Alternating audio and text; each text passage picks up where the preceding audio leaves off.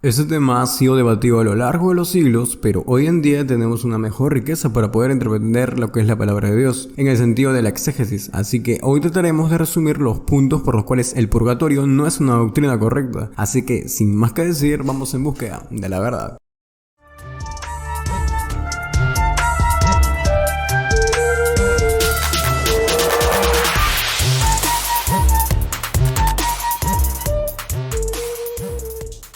El purgatorio es un estado de vida temporal para la persona que muere en gracia de Dios pero imperfectamente purificada y donde mediante el sufrimiento después de la muerte puede ser purificado para disfrutar plenamente de la presencia de Dios, donde tienes que pagar para que tú te salves. El Catecismo de la Iglesia Católica dice: los muertos tienen que sufrir una purificación a fin de obtener la santidad necesaria para entrar en la claridad del cielo. La tradición de la Iglesia habla de un fuego purificador. Esto del purgatorio fue dictado en el Concilio de Trento en la sección 25, que no solo existe un purgatorio sino que las almas que son allí detenidas pueden ser ayudadas con los sufragios de los fieles y con el sacrificio de la misa, que es raro ya que muchos cobran por esta acción. Pero este concepto viene desde la antigüedad, con Platón de Grecia, incluso más con los egipcios de los antiguos brahmanes de la India. Históricamente se reconoce al Papa Gregorio Magno como el fundador de esta doctrina, pero esto fue definido en el Concilio de León en 1274 y el Concilio de Florencia en 1439 y se reafirma en el Concilio de Trento de 1547. Ahora, bíblicamente lo que realmente limpia y purifica tu pecado es la sangre de Jesús, pues miremos 1 Juan 1:7, pero si andamos en luz, como Él está en luz, tenemos comunión unos con otros y la sangre de Jesucristo, su Hijo, nos limpia de todo pecado.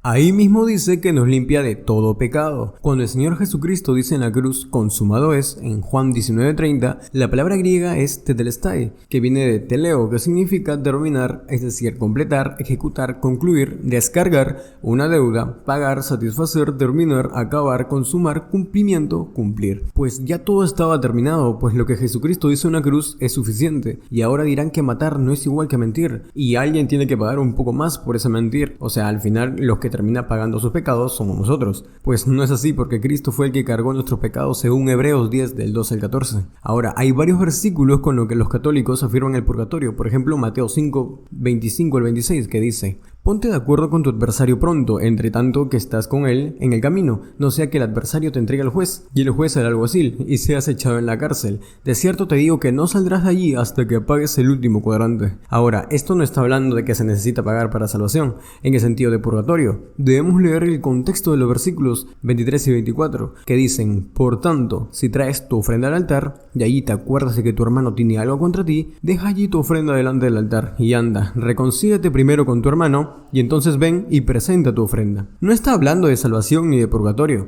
El contexto es del Sermón del Monte, hablando de la relación de un hermano con otro hermano. No está hablando nada de salvación ni de vida eterna. Está hablando de relación de hermanos, de cosas que pasan aquí en la tierra, que podrías perder un amigo, podrías tener problemas legales. No está alegorizando de que el juez es Dios. No se puede alegorizar cualquier cosa, porque así cualquier cosa podría ser justificada.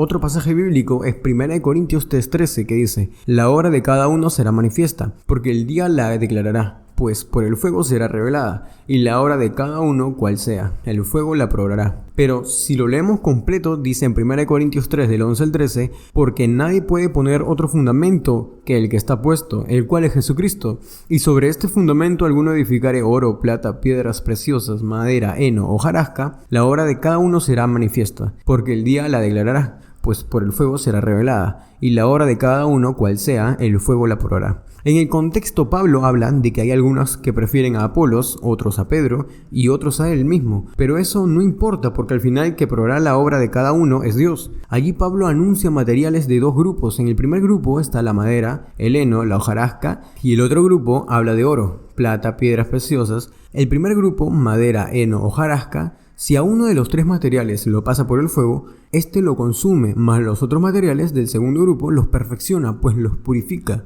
probando la fe que actúa por las obras en cada uno, como también lo dice en 1 Pedro 1:7, así que no habla de un purgatorio. Luego hablan de Mateo 12:32, que dice: a cualquiera que dijere alguna palabra contra el Hijo del Hombre le será perdonado, pero el que hable contra el Espíritu Santo no le será perdonado, ni en este siglo ni en el venidero.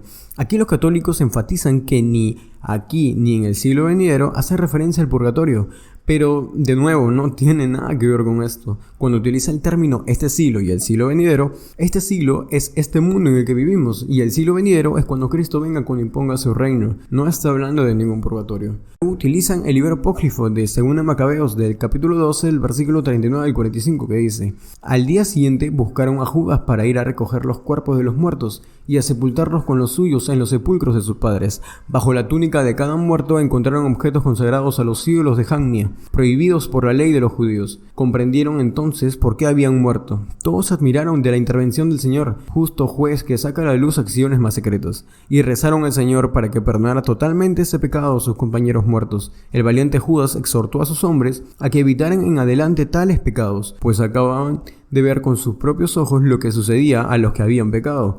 Efectuó entre sus soldados una colecta, y entonces envió hasta 2000 monedas de plata a Jerusalén, a fin de que allí se ofreciera un sacrificio por el pecado. Todo esto lo hicieron muy bien inspirados por la creencia de la resurrección.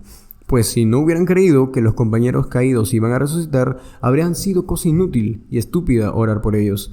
Pero creían firmemente en una valiosa recompensa para los que mueren como creyentes. De ahí que su inquietud era santa y de acuerdo con la fe. Esta fue la razón por la cual Judas ofreció este sacrificio por los muertos, para que fueran perdonados de su pecado. Primer punto: después de la muerte no hay oportunidad de salvación, si es que no recibimos la gracia por medio de Cristo. Está más que claro en Hebreos 9:27. Si desea puede ver el contexto del capítulo 9 entero. Dice: y de la manera que está establecido para los hombres que mueran una sola vez, y después de esto el juicio. Obviamente después de la muerte no hay un purgatorio, pues no hay salvación.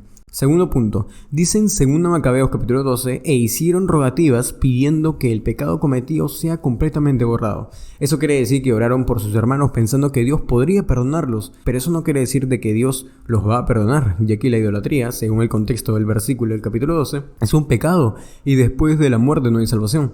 Luego dice que hizo ese gesto con el pensamiento de la resurrección. Obviamente Judas, el general, en su propio pensar creyó que al hacer ese gesto podría salvar a sus hermanos compatriotas, pero se equivocó, pues que tenga dicho pensamiento no quiere decir que sea correcto. Como ejemplo tenemos al rey Saúl pensando que mejor era el sacrificio que la obediencia, o Abraham al acostarse con la sierva de Sara porque Sara se lo pidió. En ambos casos creyeron que lo que hacían es que estaba bien, pero no quiere decir que Dios lo aprobó. Por consiguiente, hay que saber que 2 Macabeos es un libro del 150 o 125 a.C., pues aquella definición de resurrección no estaba aún definida para ellos, mientras que el libro de Hebreos se escribió aproximadamente el 70 después de Cristo, ya que Hebreos se refiere a los sacrificios del templo de Jerusalén, y este fue destruido por los romanos en el año 70, y dice que después de la muerte no hay salvación. Y por último, 1 Juan 5:16, si alguno viera a su hermano cometer pecado que no sea de muerte, pedirá, y Dios le dará vida. Esto es para los que cometen pecado que no sea de muerte. Hay pecado de muerte por el cual yo no digo que se pida.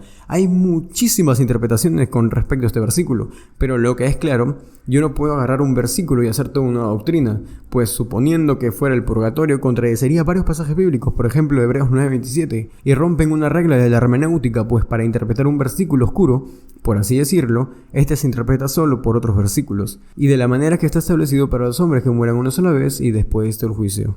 Romanos 5:1, justificados pues por la fe, tenemos paz para con Dios por medio de nuestro Señor Jesucristo. Cuando somos justificados en Cristo Jesús, ya no le debemos nada. 2 Corintios 5:21, al que no conoció pecado, por nosotros lo hizo pecado, para que nosotros fuésemos hechos justicia de Dios en él. Nosotros no podemos salvarnos a nosotros mismos, pues es el que Dios nos salva a nosotros. Según el purgatorio se necesita de nuestros propios méritos para salvarnos, lo cual esto es totalmente incorrecto. Pero aún con todo esto, ¿qué opina usted? Déjamelo saber aquí en los comentarios. Si le gustó el video, deje un like y compártalo, que se lo agradecería muchísimo. Nos vemos hasta la próxima y bendiciones.